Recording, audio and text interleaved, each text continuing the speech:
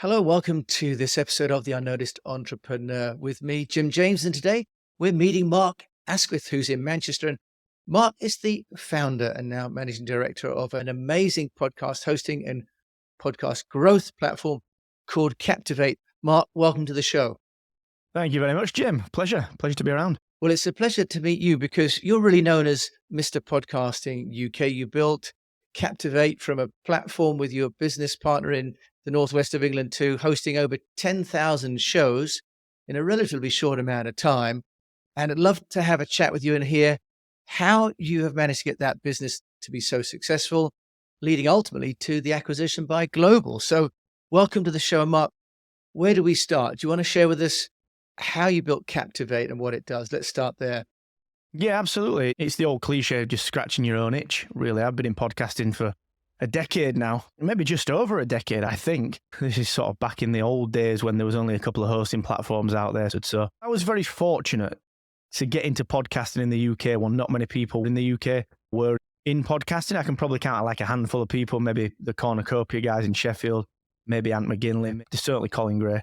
And there weren't many of us. And my nature is that when I enjoy something, I want to know a lot about it. And podcasting came around at a time when I was looking for an outlet, a creative outlet for myself. I used to own a design, digital and brand agency. And I was looking for something else, a new creative outlet for myself, which is when podcasting came along.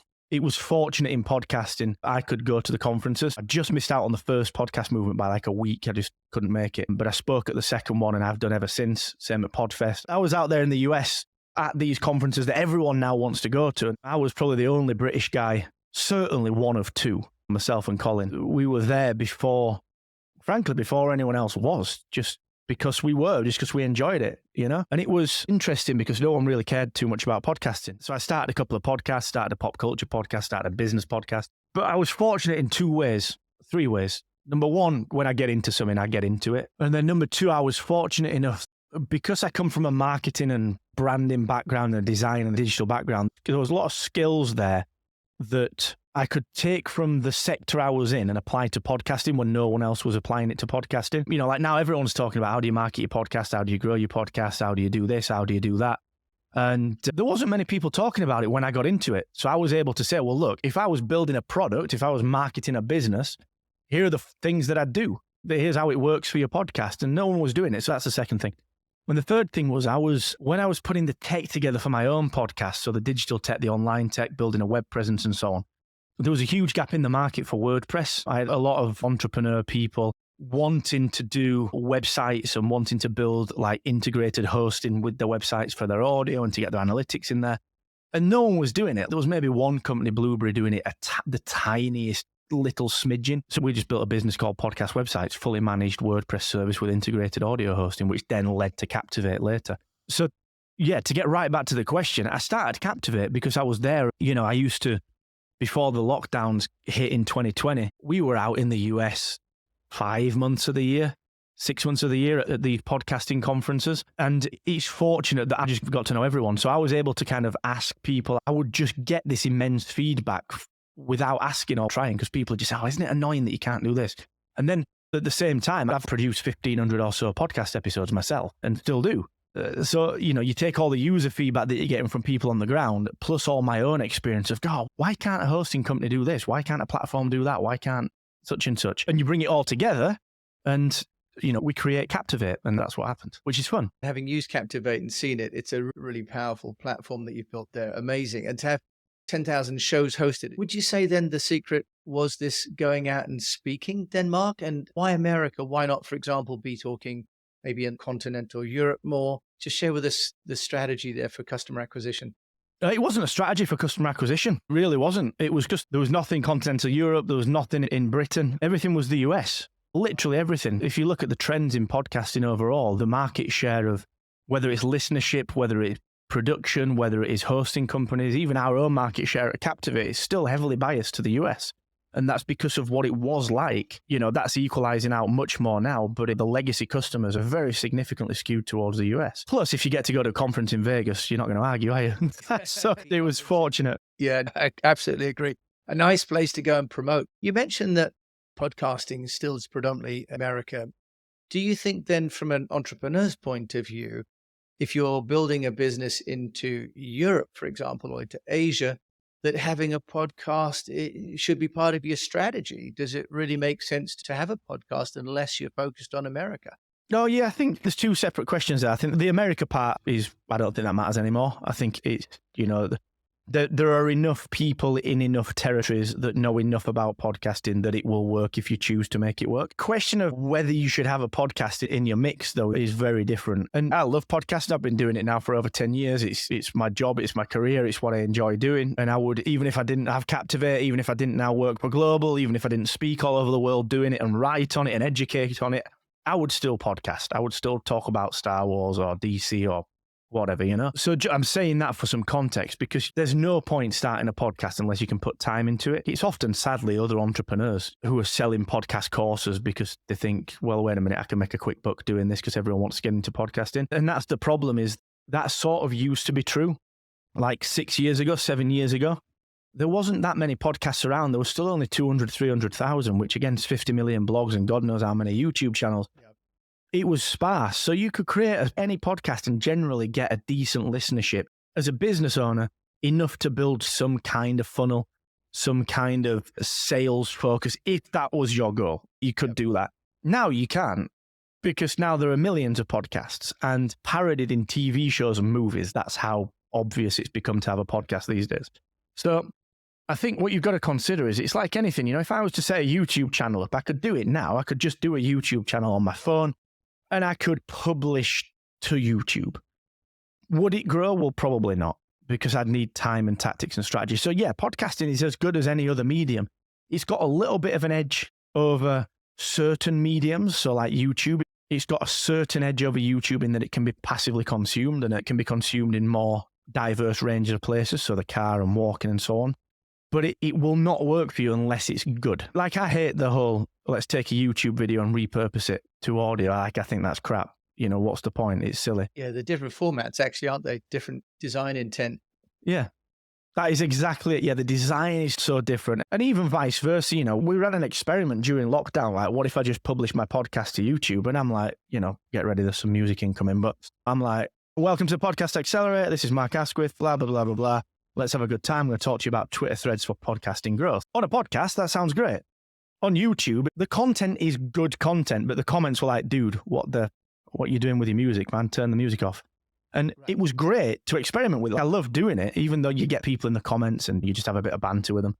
And it was great because I was able to say, actually, I can see why that wouldn't work, because I need to do different things. The editing's different. The visuals are different. And it's such an important thing. So yeah, in short, it's great for getting noticed, but it has to be done properly. It can't just be tacked on like a lot of people do. Yeah, I compare it to SEO back in 2007, when everyone, like all the local builders were coming to our agency and all the local plumbers were coming to our agency and like, oh, we need to do SEO. Like, well, do you? Really? Like, you probably get, 20% inquiries coming through from Google, coming through cold. 85% are from referrals. Like, why don't you build a referral scheme? That's better. Things get trendy, and if you don't do them properly, it's very easy for someone to say, well, podcasting didn't work for me, because podcasting is not just hit record and publishing it, Yeah, so as rightly say, it's not for everyone. Ironically, because you have a dog in the fight, as they say, that everyone had a podcast. Captivate would be getting better. But Mark, you recently sold Captivate to Global, which obviously has the iHeart Radio network within it, which is massive from a getting noticed perspective. Can you just tell us, how did that happen? Because it's a real success story. It's an accolade and obviously a credit to what you built with both passion and technical expertise.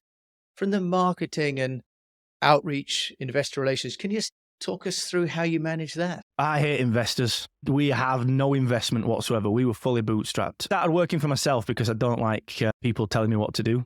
So to have investors would suck ass. So I would never do that. And from that perspective, and the reason that I'm saying that is not to be flippant, it's to set the scene for how we got to the point that we could become part of Global. The Captivate is built without asking anyone what they wanted. I know how to do good customer research because I've done it for other startups. I've done it through my agency. I know how to do that and I can do it well. We've never done it for Captivate because people only know what the deficiencies are and what they wish would solve a problem that they're having literally this second. And the old entrepreneur cliche, ask people what they're struggling with and give them a solution. It sounds brilliant on paper, but it doesn't get you very far, really. So what we did was we literally made useful things.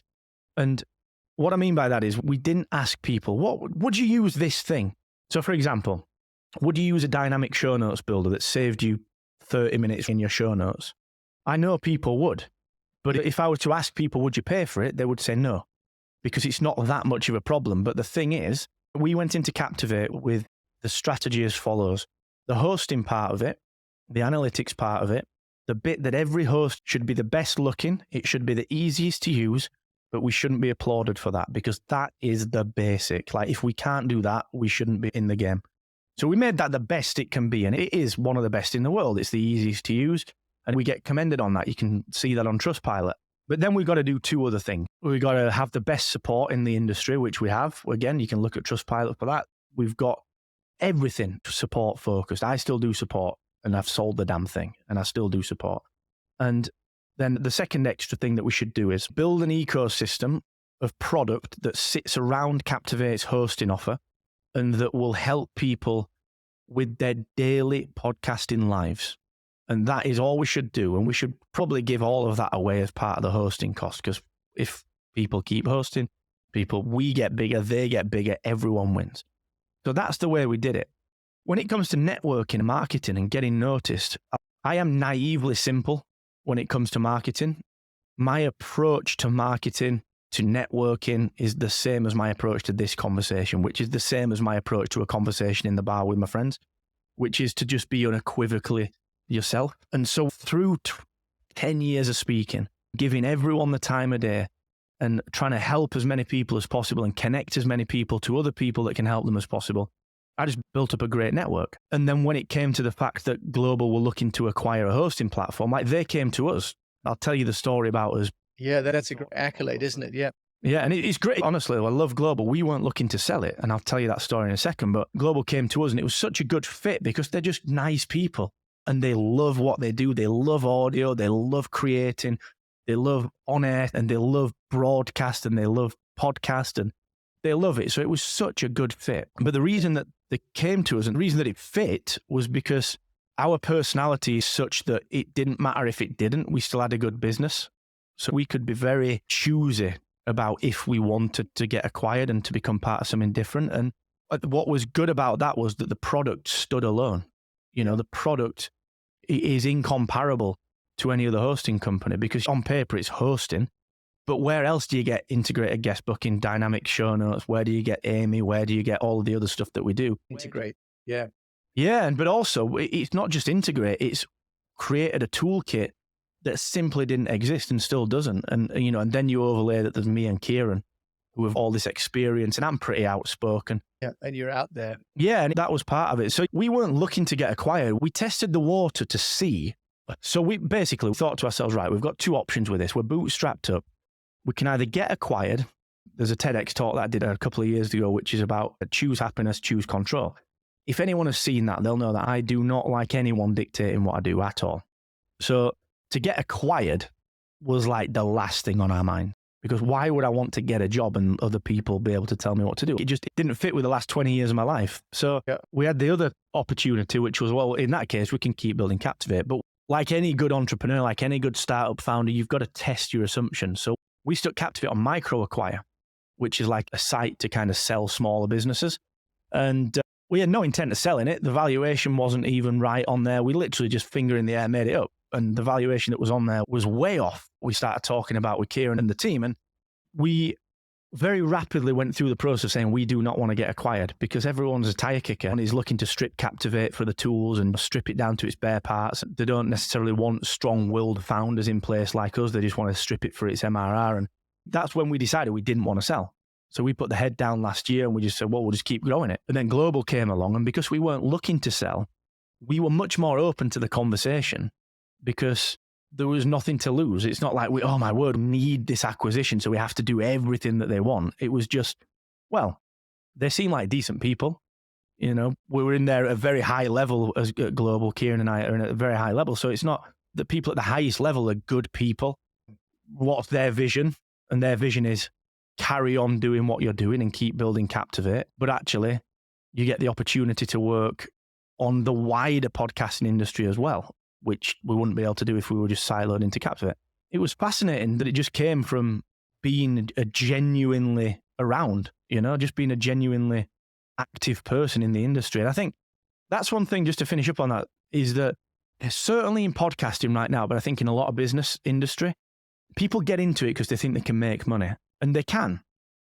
But especially in an industry like podcasting or any creator-led industry, it's obvious if you get into it because you want to make money, and people see that. And although we see so many companies, they started because they thought they could get acquired in podcasting that haven't, because it's obvious that they're in it for that. And the industry and people looking to buy businesses in an industry like podcasting, they're looking to buy people as well. They're not just looking to buy product.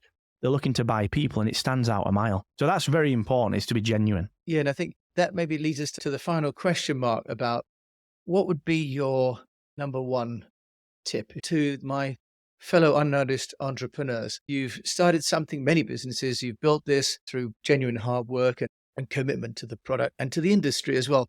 So is there a number one takeaway that you could share with us on getting noticed, do you think, that's worked for you? Yeah, I believe it's a fundamental, which is to be wholly in the industry that you're in, to give to that industry and to go and be present at all of the things. And the marketing strategy, marketing tactics, product strategy, product development, brand design, launch tactics, all of that follows. Without loving and being wholly in what you do, everything else will be superficial and it will be about the numbers. Whereas if you genuinely love what you do and you give to it, the numbers will naturally come, because you will unequivocally be absolutely everywhere and be so well known that it's impossible for the numbers not to come. And people try and do it the other way. They try and launch something and then get well known. And you have to give to the thing first. And that is not always easy, but it worked beyond all else. And all you've got to do is look at any business that you can think of that has done what you aspire to do, whether that's grown, whether it's been acquired. Look at the founders. Then there will be that one common trait that they started doing the thing before they decided they wanted to make money doing the thing. That's important. Mark wonderfully said about the integrity and the passion. And having watched you and binge listened to all of your podcasts, which you've done selflessly to give back, I absolutely could feel that coming. So, Mark, if you want to find out more about you, Mark Asquith, how can they do that? Oh, just Twitter, actually. That's the easiest place, at Mr. Asquith on Twitter. And then there's everything else on there. We can have a chat, and I'm big on Twitter and engagement. So yeah, just at Mr. Asquith on the Twitter. Great. And in spite of Elon Musk, you're going to stay on Twitter? Got to ask you that question. I've got a Tesla outside. So yeah, although I do think, I will say that what I think Twitter a bit nuts, what's going on at Twitter. I don't agree with everything there at all. I don't agree with it. But yeah, I'm going to be there, mainly because I did that, like setting up Mastodon and all the other stuff. And I was like, man, this is a hassle. So I'm going to be on Twitter for a while, I think. Okay. That's at Mr. Asquith. And of course, I'll put Mark's details in the show notes. Mark, thank you so much for joining me and sharing with me, not just on this podcast, but through all the other work you've done about Captivate. Thank you so much for joining me on the Unnoticed Entrepreneur today.